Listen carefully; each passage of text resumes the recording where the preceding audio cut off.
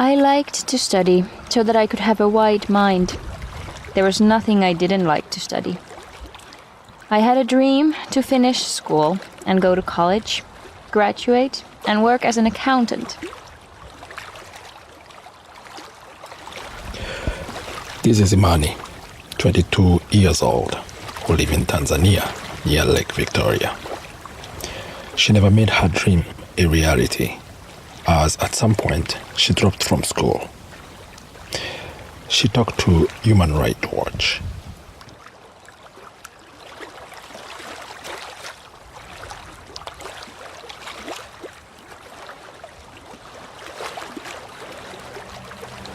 Today, we look around Tanzanian girls' problems to keep in school.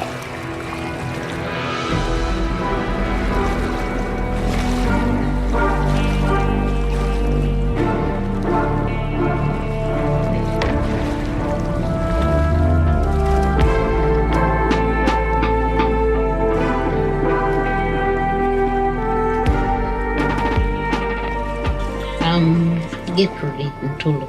I'm an assistant lecturer at Tumaini University, Dar es Salaam College. I teach library and information studies.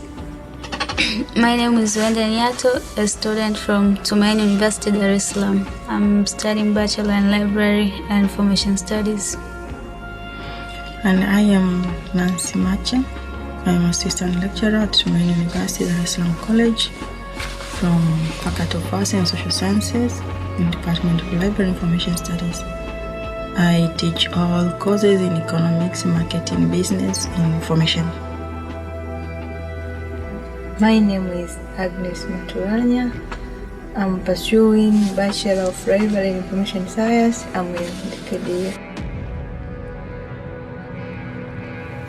Our guests are women from Tanzania. I met them sometime in autumn in 2017. They share with us their experience.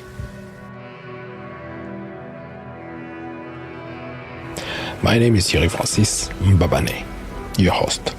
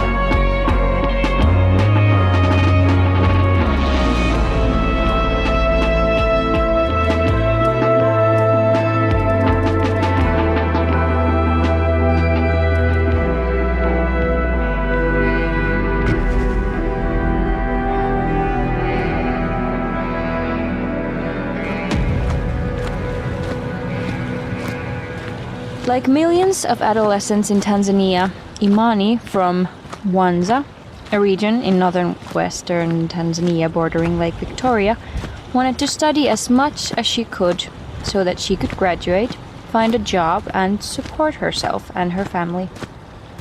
From the age of 14, when she entered secondary school, she traveled more than an hour and a half every morning to get to school.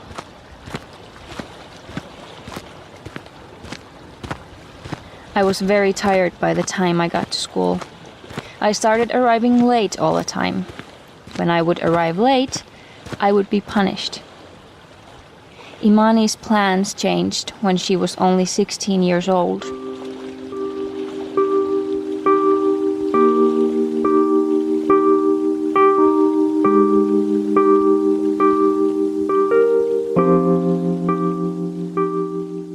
She was sexually abused by her private tutor, a secondary school teacher, whom her parents hired to teach her during the weekend. When Imani discovered she was pregnant, she informed the tutor.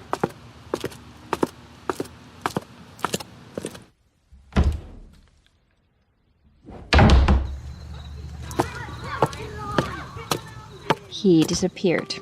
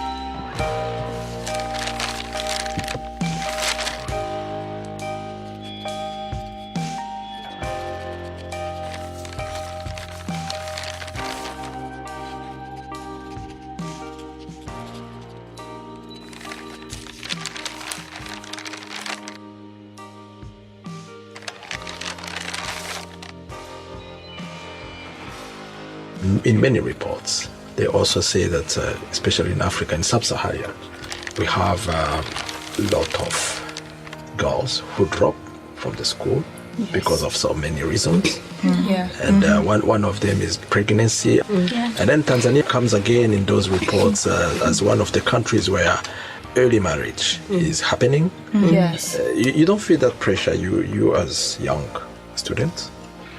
I know why I'm studying. No, I want to focus on what I want to do. Among your friends, you don't have someone who dropped school? No, I don't have. But you had. Yep. How do you feel with that? Bad.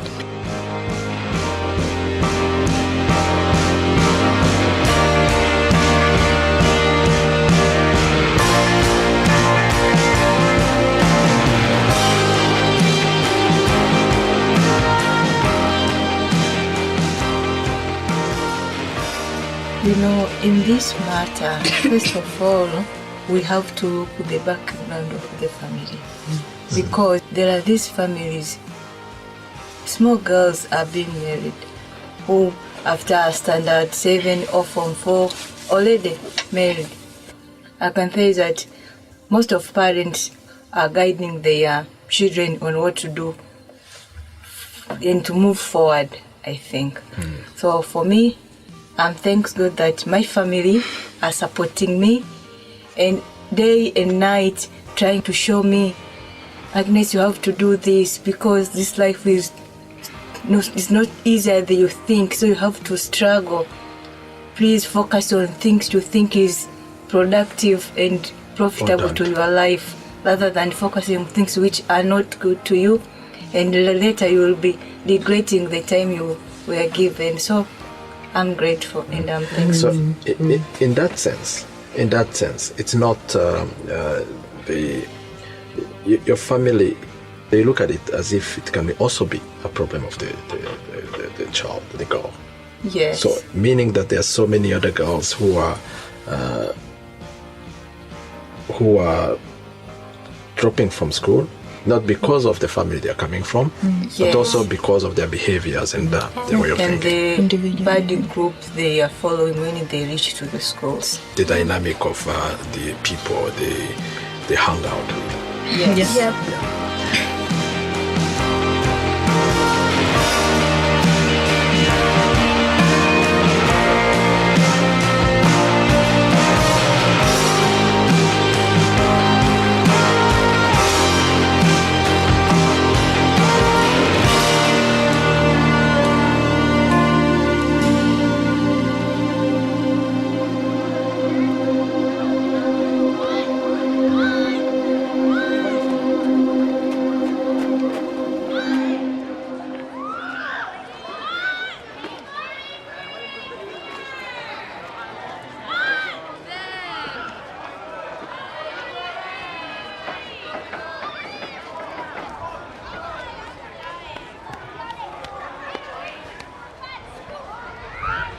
A nurse would carry out monthly pregnancy tests and check all the girls at her school, but Imani skipped school on 2 occasions when the nurse conducted the tests.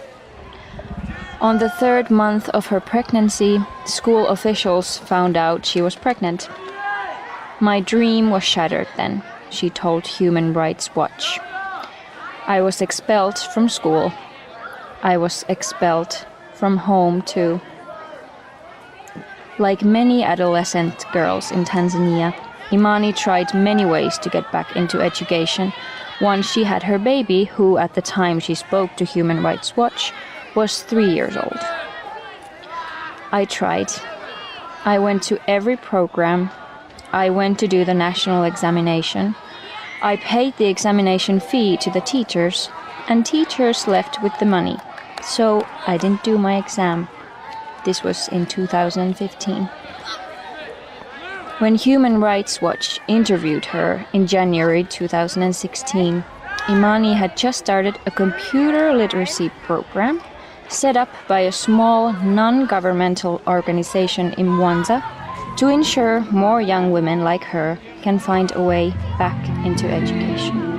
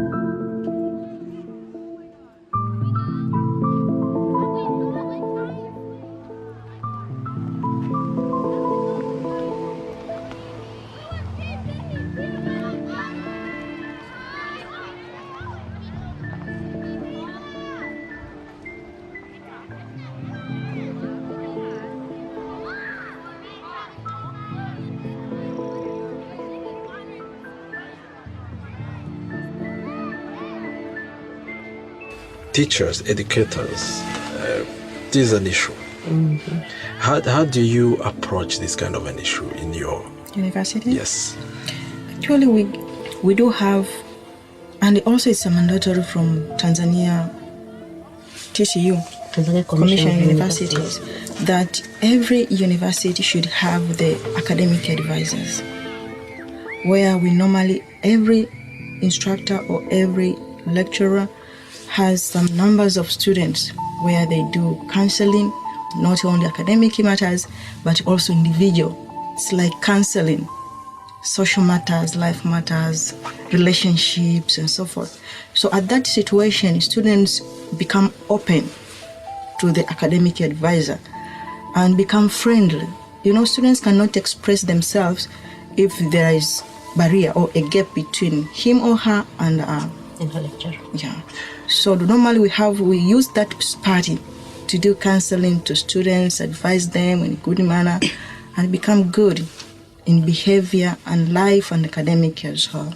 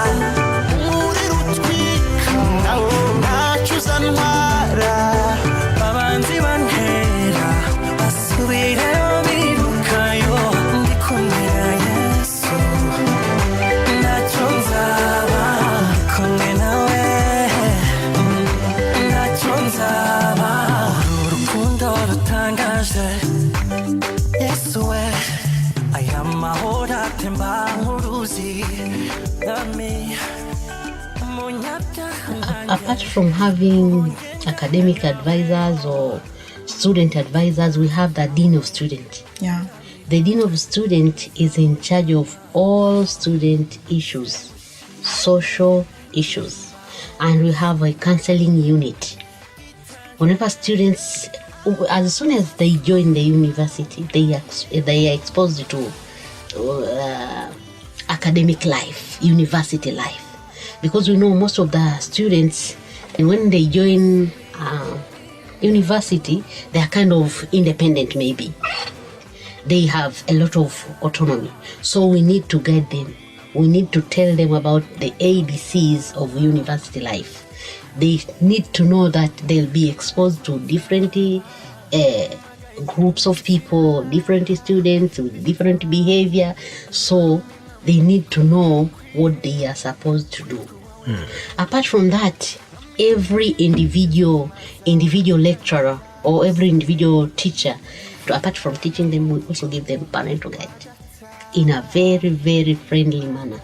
So it looks like you felt that there is a problem in advance. Yes. And then try to come up with its solutions. Yes. And when you look at these problems that you encounter when you talk to them, what are common problems that are coming on the table? Financial issues and relationships. Mostly.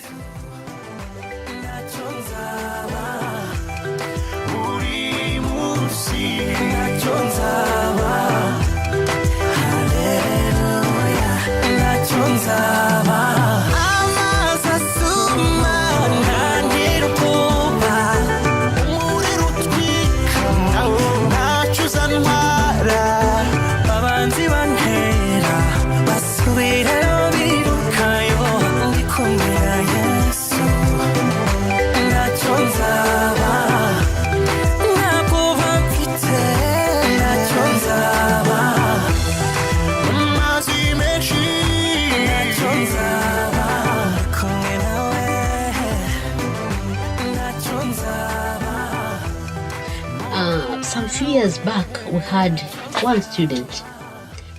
She was married, but the problem with that, her husband didn't want her to go to study for further studies, for university degree. But he was not open to her. But it was kind of, he didn't want her to study. So he was troubling her very, very much. Whenever she wanted to study, the husband could take the books, throw them away, do this. But we were encouraging her. We were constantly following her, counseling her, telling her what to do and what not to do in order to get to get education and not to ruin her marriage. So we need to be very, very close to students.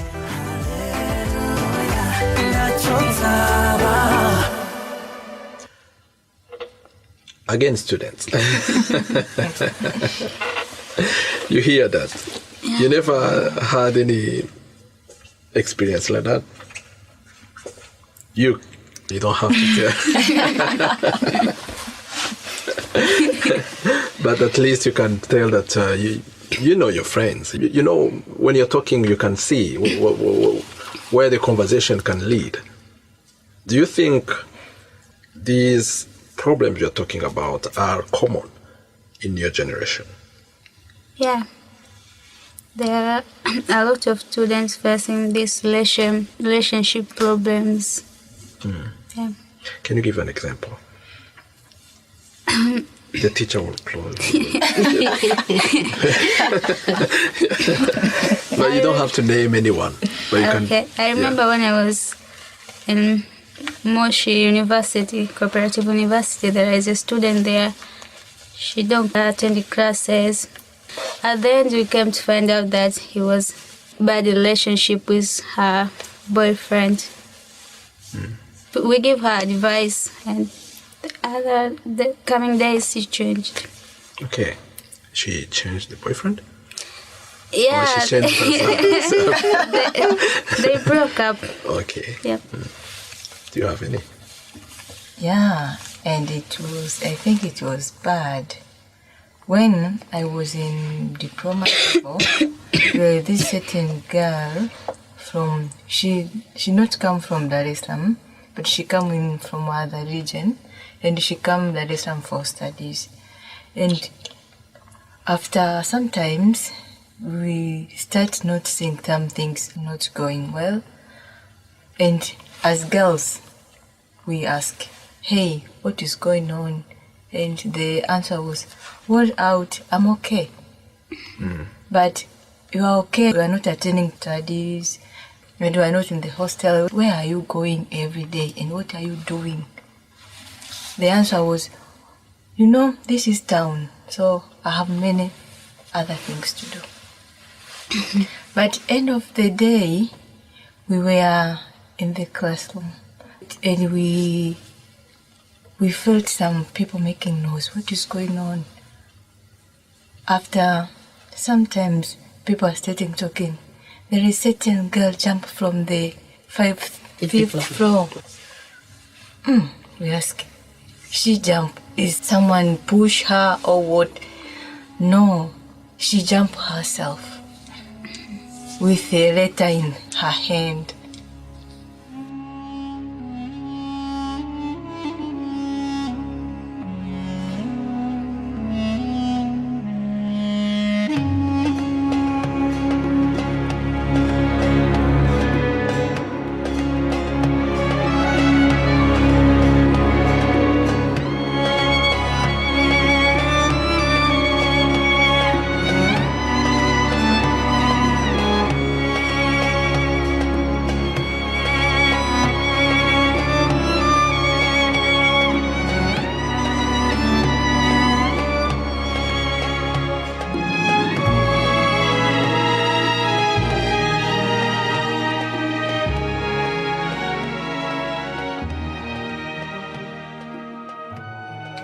So, it was a shocking news. So everyone. So you found it?